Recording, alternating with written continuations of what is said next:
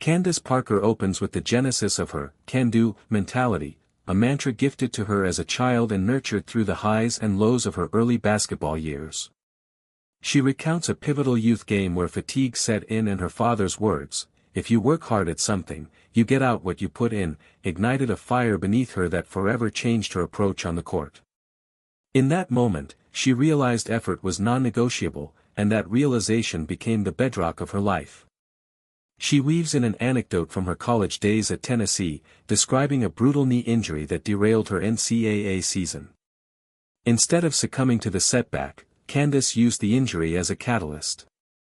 She vividly recalls the long hours in the gym, the agony of training through tears, and the quiet moments she reclaimed her timing and confidence.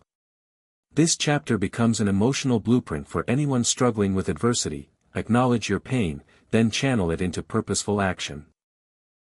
As she transitions to the professional level, Candace unpacks the immense pressure of being the top pick in the 2008 WNBA draft. Expectations were sky-high, and doubt, her own and from others, loomed large.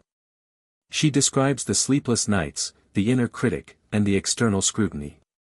But the can-do mantra returned like a tether, reminding her to show up authentically and earn her place through consistency and integrity.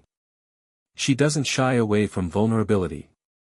One evening before a crucial playoff game, nerves jittered through her, a visceral reminder that resilience isn't the absence of fear but the choice to move forward anyway. She shares her ritual of deep breaths, moments with her coaches and teammates, and a private mental pep talk that grounded her. That night, she delivered a game-winning performance not because she was fearless, but because she chose to step into her fear and perform with courage. Her memoir shifts tone when addressing the crucible of failure. There were timeouts called against her, layups missed, and criticism from fans and media that echoed louder than applause. She remembers staring at scoreboards that didn't favor her and feeling the weight of negativity, a pillar in her personal CANDO acronym.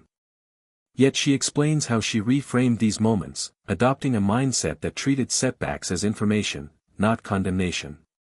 Candace then takes us to a less visible battlefield: motherhood. She recalls the moment she learned she was pregnant with her son heir, and the mixture of joy, anxiety, and responsibility that came with it. Her body became both temple and trap, forging new priorities while reshaping her athletic identity. She describes training through nausea, balancing performance with parenting, and redefining strength to include softness, patience, and care. In one of the memoir's most intimate turns, she shares her relationship with Anya Petrakova during her time in Russia. She thought she knew what love looked like, but the slow-burning connection with Anya opened her heart in unexpected ways.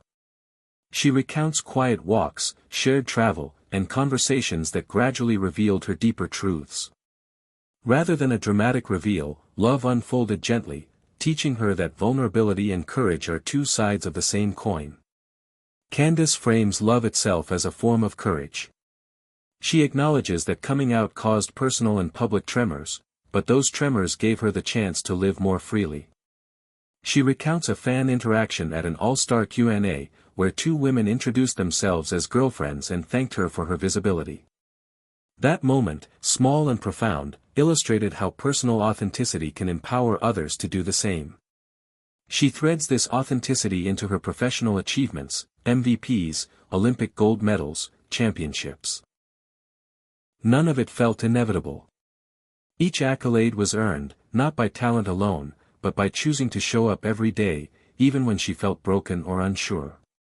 She recalls her first MVP season with clarity, writing her goals on a whiteboard, living her intention out loud, and pouring belief into every rep.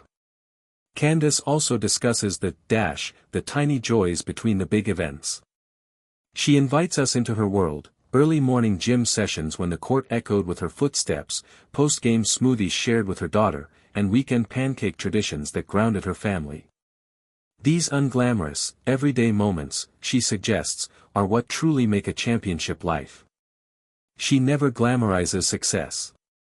She excavates the long seasons of doubt, pain, and inner resistance. In a raw section, she writes about mental health cramps, nights when she questioned her worth and struggled with imposter syndrome. She shows us that action isn't always bold or visible. Sometimes it's choosing to whisper encouragement to yourself when silence feels easier. Her narrative pivots toward community. She honors the unsung heroes in her story, coaches who fine-tuned her form, teammates who lifted her up, and friends who gave honest feedback. She makes it clear that building a can-do life is not a solo endeavor, it requires mutual investment in others. Her charge to the reader: seek out your circle, nurture it, and let it help carry you when you stumble. Towards the end, she describes the emotion of retirement. The final game wasn't about stats, it was about standing in full self, saying goodbye to a chapter that shaped her. She describes the silence of that moment, the pride and ache, and the sense that her mindset was not retiring with her jersey. The court would no longer hold her presence, but the lessons would follow her into every new endeavor. In her closing chapters, Candace unpacks the CAN-DO acronym: community, authenticity, negativity, as insight, joy, and opportunity. But she doesn't present these as steps to follow. Instead, she shares how they wove through her life, becoming threads in her decision-making, her healing, and her joy. These values aren't rules, they're lived experiences. Finally, Candace extends an invitation. She urges the reader to embrace their own version of can-do, to build resilience not by denying fear but by facing it with honesty. Her story becomes a living example, not a map, but a mirror. In the end, she reminds us that showing up is the real victory, and we are all capable of doing just that.